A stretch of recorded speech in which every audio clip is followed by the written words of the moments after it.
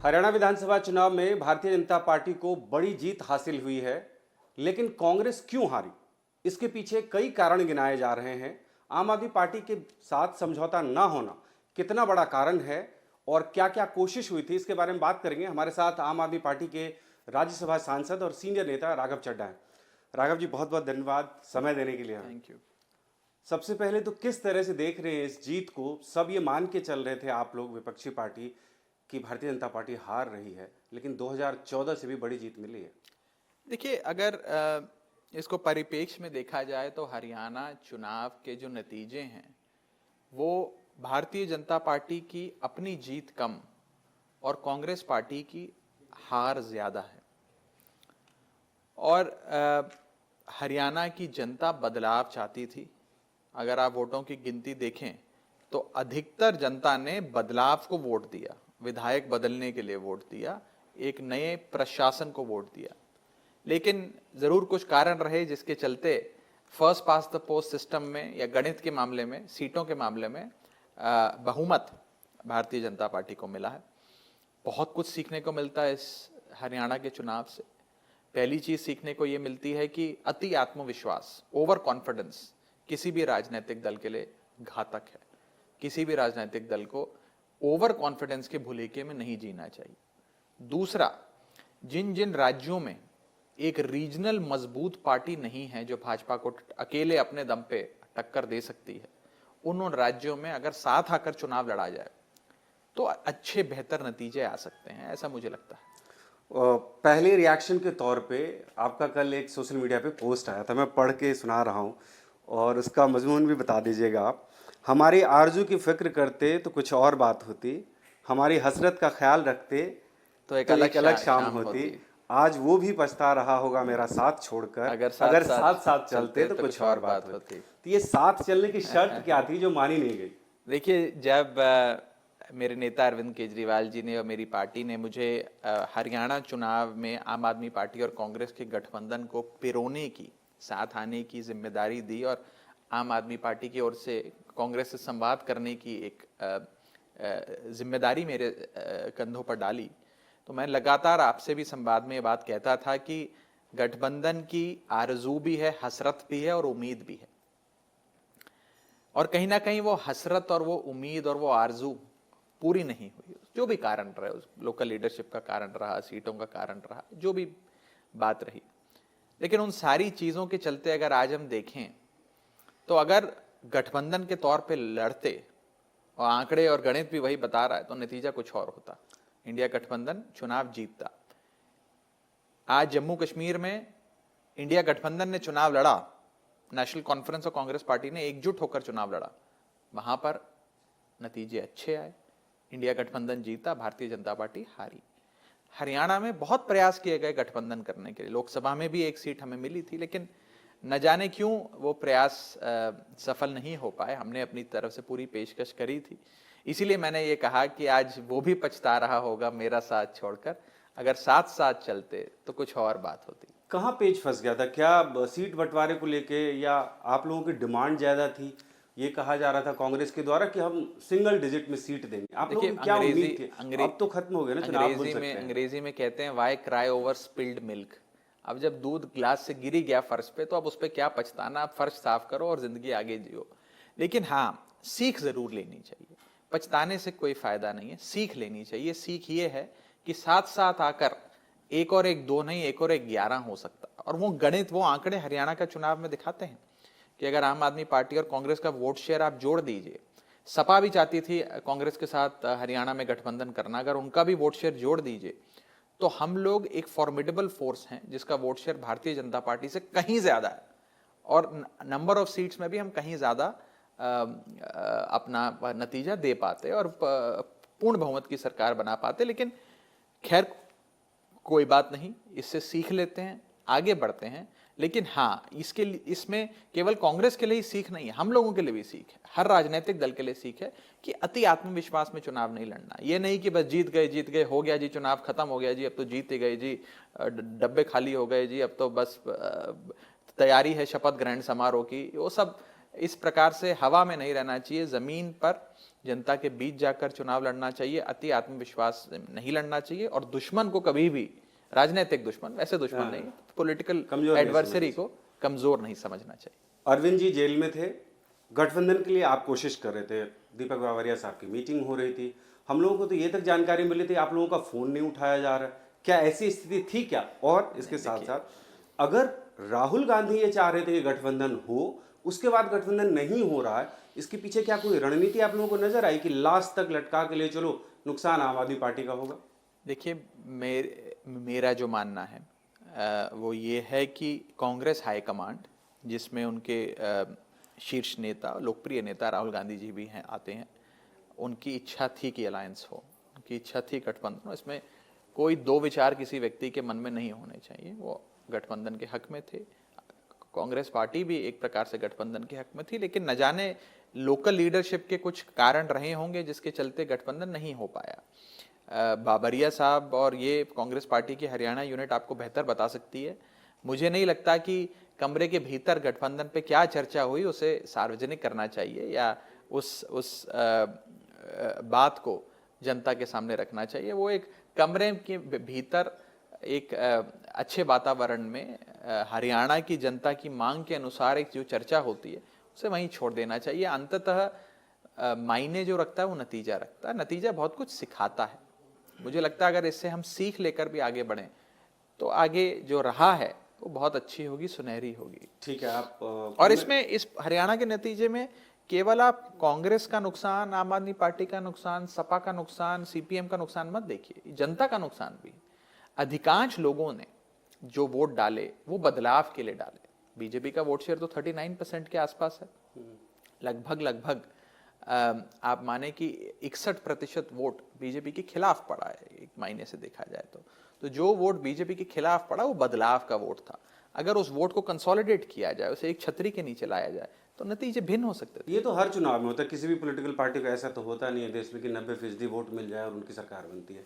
मैं ये जानना चाह रहा था आपसे कि इसका नुकसान आप लोगों को कितना हुआ? गठबंधन की कोशिश आप लोग कर रहे थे, 90 सीट पे आप लोग चुनाव लड़े, और एक तरफ नॉमिनेशन के आखिरी वक्त तक आप लोग कोशिश कर रहे थे कि उम्मीदवार आ जाएं आपके साथ, दूसरे पार्टी से नेता जुड़ने वाले थे, वो सब कांग्रेस की स्ट्रेटजी की वजह से नहीं आ पाए। ये नुकसान तो आम आदमी पार्टी को हुआ ना कांग्रेस की वजह से। देखिए, दो चीजें, पहले तो मैं पहले वाले सवाल के आपके जवाब को बस समाप्त कर दूं।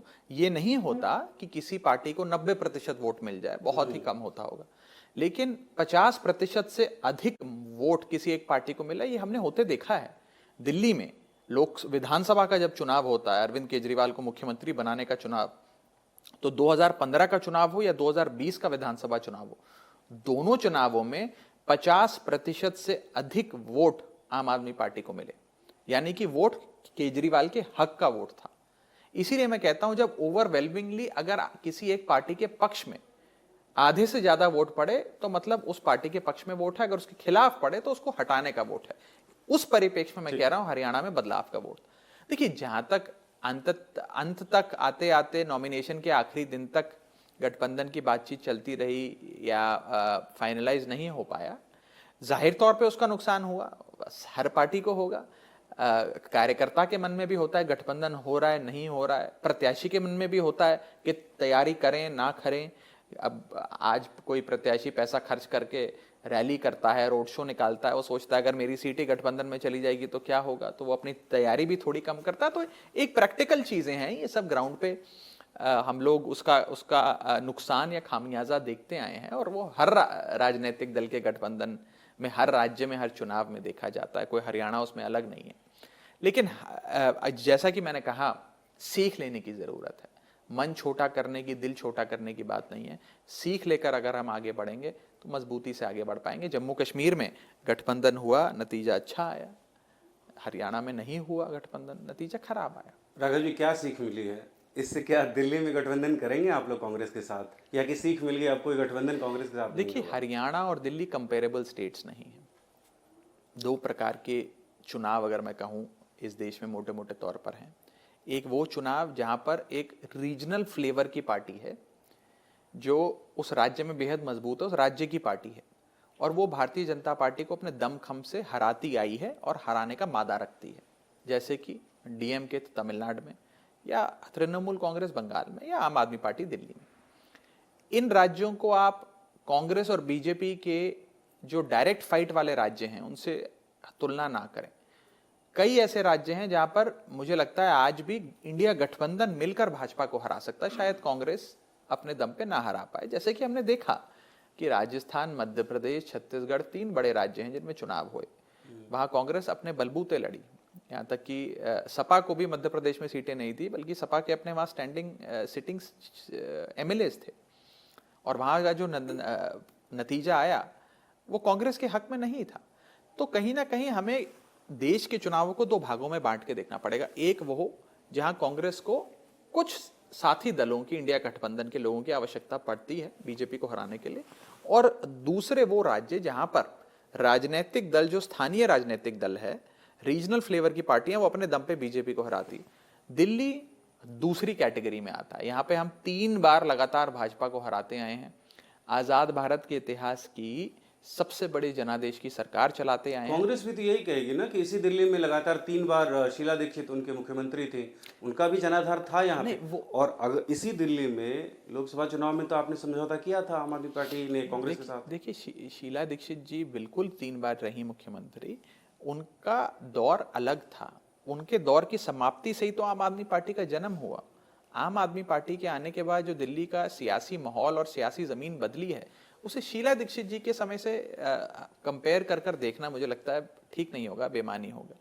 जहां तक दिल्ली का विषय, मैंने आपको कहा, आम आदमी पार्टी दिल्ली में अपने बलबूते चुनाव लड़ने के लिए सक्षम है। ये हमारा सेल्फ कॉन्फिडेंस है, हमारा ओवर कॉन्फिडेंस नहीं है। और हम सक्षम कैसे हैं, उसके कुछ आधार हैं। 3 बार लगातार जीतते आए। आजाद भारत के इतिहास की सबसे प्रचंड बहुमत की सरकार 2015 में अरविंद केजरीवाल ने बनाई, जब 70 में से 67 विधायक मिले। 2020 में बनाई, जब 70 में से 62 विधायक मिले। नंबर 1।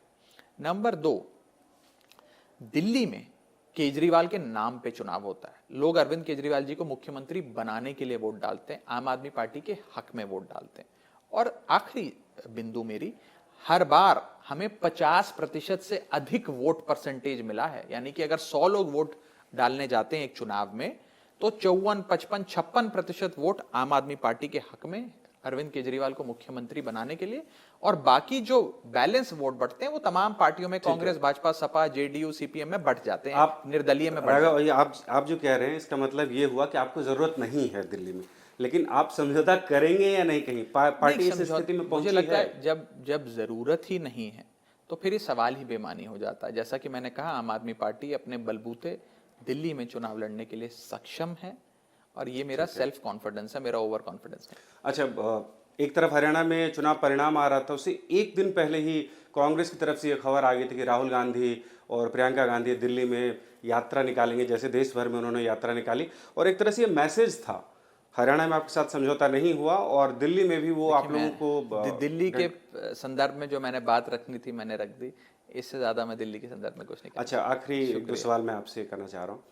जिस हिसाब से विपक्षी पार्टी ये कह रही थी लोकसभा चुनाव के बाद कि नरेंद्र मोदी का मैजिक खत्म हो गया और इसका असर दूसरे राज्यों के विधानसभा चुनाव में दिखेगा, तो क्या अब आप लोग ये मानते हैं कि नरेंद्र मोदी का मैजिक है और हरियाणा चुनाव परिणाम का असर दूसरे राज्यों में भी दिखेगा? मैं तो ये बात स्वीकार ही नहीं कर रहा कि हरियाणा के लोगों ने भाजपा को जिताने के लिए वोट डाला। हरियाणा के लोगों ने तो बदलाव के लिए वोट डाला।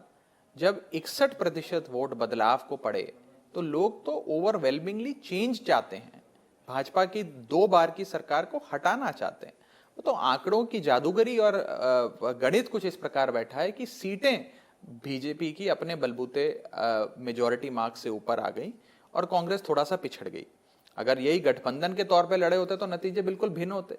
तो मैं तो ये मान ही नहीं रहा कि ये एक राजनीतिक दल की जीत है। मैं तो कहूंगा ये कांग्रेस की हार है, and Congress has snatched defeat from the jaws of victory.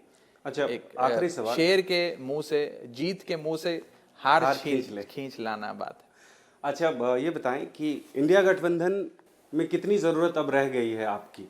आप लोग अभी भी इंडिया गठबंधन का पार्ट हैं, रहेंगे? हम हैं, थे, रहेंगे। हम एक लॉयल मेंबर हैं इंडिया ब्लॉक के, और ये मेरी उम्मीद है कि इंडिया गठबंधन और मजबूत होगा, आगे बढ़ेगा।